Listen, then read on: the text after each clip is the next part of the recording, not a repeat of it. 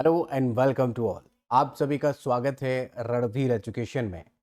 International organisation में आज हम एमनेस्टी इंटरनेशनल यानी जिसे हम एआई कहते हैं उसके बारे में कंप्लीट चर्चा करेंगे। और आप सब जानते हैं कि इंटरनेशनल ऑर्गेनाइजेशन से हर कॉम्पिटिटिव एग्जाम में प्रश्न पूछे जाने की संभावना होती है, चाहे वो एसएससी का कोई पेपर दे रहे हों आप, या बैंकिंग का कोई पीओ हो, क्लर्क हो, एसओ हो, या कोई अन्य एग्जाम हो, यूपी ट्रिपल एससी का कोई पेपर हो, यूपीपीएससी, यानी सभी कॉम्पिटिटिव एग्जाम में इंटरनेशनल ऑर्गेनाइजेशन पूछे जाते हैं। यानी जिसमें जीके जीएस आता है वहां पर पूछे जाने की संभावना पूरी है। उसी को ध्यान में रखकर हम इस टॉपिक को आपके लिए लेकर आए हैं। सारी डिटेल्स आपको यहाँ पर मिलेंगी कि एमनेस्टी इंटरनेशनल क्या है। सबसे पहले बात करेंगे कि एमनेस्टी इंटरनेशनल जो है की स्थापना यानी इस्टेब्लिशमेंट इसका कब होता है। तो आपको बता दें 1961 में लंदन यानी यूनाइटेड किंगडम यानी यूके में लंदन में इसकी स्थापना होती है। सबसे पहला फैक्ट आपको ये याद रखना है कि इसकी स्थापना 1961 लंदन में होती है। और इसके जो संस्थापक हैं वो ब्रिटिश एक लॉयर होते हैं, वकील होते हैं, एडवोकेट आप कह सकते हैं। वो उस समय पर ये इसके संस्थापक बनते हैं और उनका नाम था पीटर बैनोसन। तो आपको नाम भी याद रखना होगा कि इसके संस्थापक कौन है, पीटर बैनोसन। और ये एग्जाम में कई बार पूछा गया है, तो आप इसके संस्थापक का नाम जरूर याद रखिएगा।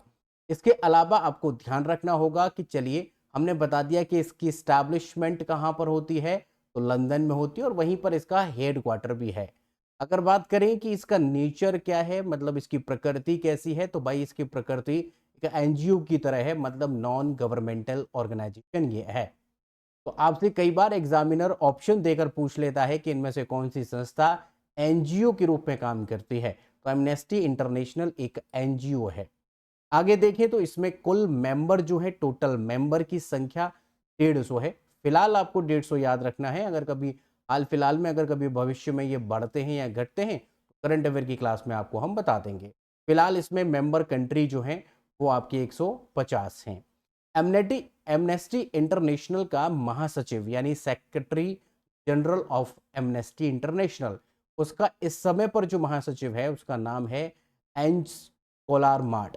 तो एंस कैलारमार्ट जो है इसका इस समय पर यहाँ पर महासचिव है। तो महासचिव एक करंट अफेयर का पॉइंट हो जाता है, तो वो भी आप ध्यान रखिएगा।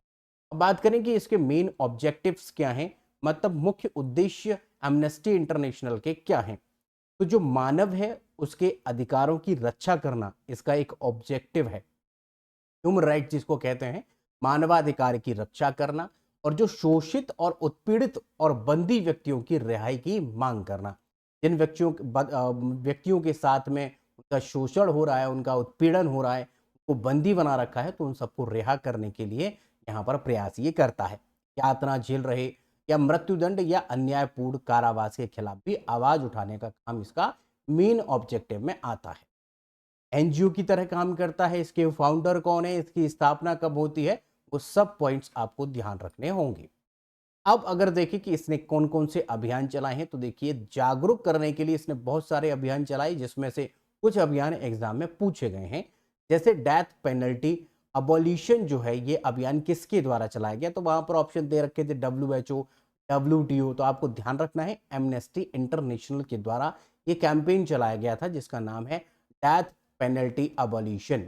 ये एक आपको ध्यान रखना है। साथ ही साथ विचारबंदी की रिहाई यानी प्रिजनर्स जो होते हैं और उनके लिए रिहाई के लिए यहाँ पर एक और अभियान चलाया इसने। ह्यूमन राइट्स एजुकेशन एक अभियान चलाया जिसमें कि मानवाधिकार की जो शिक्षा है, लोगों को पता चल सके कि हमारे क्या क्या अधिकार हैं।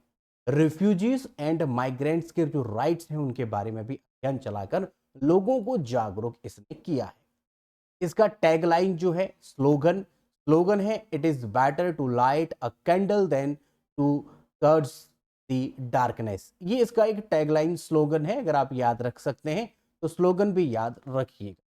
अब आगे देखेंगे कुछ और फैक्ट्स हमें जानने हैं। जैसे एक बार एग्जाम में पूछा गया था कि शांति का नोबेल प्राइज इनमें से किस संस्था को दिया जा चुका है। तो पहले भी हम पढ़ा चुके हैं एक और संस्था रही है। साथ ही साथ आपको एमनेस्टी इंटरनेशनल का भी ध्यान रखना है कि इसे भी यहाँ पर नोबेल प्राइज मिल चुका है 1977 में। 1977 में नोबेल प्राइज मिला और 1978 में इसे संयुक्त राष्ट्र मानवाधिकार पुरस्कार भी मिला। क्योंकि ये मानवाधिकार के लिए ही लड़ाई करता है, इसीलिए इसे मानवाधिकार पुरस्कार भी मिल चुका है यूनाइटेड नेशंस की तरफ से। तो आपको ध्यान रखना है 1977 में नोबेल प्राइज शांति के लिए एमनेस्टी इंटरनेशनल को दिया गया। उसके अगले वर्ष यानी 1978 में संयुक्त राष्ट्र ने भी मानवाधिकार पुरस्कार इसे दी।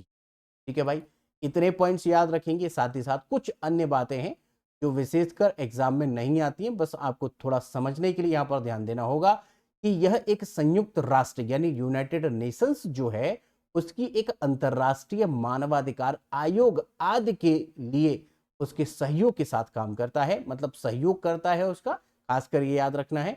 और संगठन किसी भी सरकार, राजनीतिक दल या धार्मिक संस्था से जुड़ा नहीं होता है, यह स्वतंत्र है और निष्पक्ष रूप से काम करता है। साथियों, मुझे लगता है कि आपको एमनेस्टी के बारे में सिर्फ इतना ही जानने की जरूरत है। एग्जामिनर इतने से बाहर नहीं जाता है, आपको कुछ फैक्ट्स याद रखने होंगे, जैसा कि हमने आपको बता दिया इसके एस्टैब्लिशमेंट का महासचिव कौन है, इसमें कितने मेंबर हैं, बस इतना ही आपको ध्यान रखना है। अब हम यहां पर बात कर लेते हैं कि एमनेस्टी इंटरनेशनल का मुख्यालय कहां पर स्थित है। ये आप हमें कमेंट करके जरूर बताइएगा। ये प्रश्न हमने आपके लिए लिया है। ऑप्शंस आपके सामने हैं, जो भी आपको आंसर लगता है कमेंट जरूर करके हमें बताएं। कमेंट करने से हमें पता चलेगा कि आप चीजों को ध्यान से सुन रहे हैं और समझ रहे हैं। तो कमेंट करके जरूर बताइएगा। अगर आपका कोई डाउट है, कोई प्रश्न है, कोई सुझाव है, तो आप हमें कमेंट कर सकते हैं, हम आपके कमेंट का जवाब जरूर देंगे। अगर आप इस YouTube चैनल पर पहली बार आए हैं या अब तक YouTube चैनल को सब्सक्राइब ही नहीं किया है तो सब्सक्राइब कर लो, बेल आइकन को प्रेस कर लो, और अगर लेक्चर पसंद आया है तो उसे भी आप लाइक करके अपने दोस्तों के साथ शेयर कर दें। इसके अलावा आप हमारे साथ टेलीग्राम, फेसबुक, इंस्टाग्राम पर भी जुड़ सकते हैं। टेलीग्राम पर अपने फायदे हैं, क्योंकि वहां पर आपको PDF भी मिलता है, बहुत सारे जो भी नोटिफिकेशन होता है हम वही कर। तो आज यहाँ तक बने रहने के लिए आप सभी का बहुत बहुत धन्यवाद। अपना ध्यान रखिए। Thank you so much.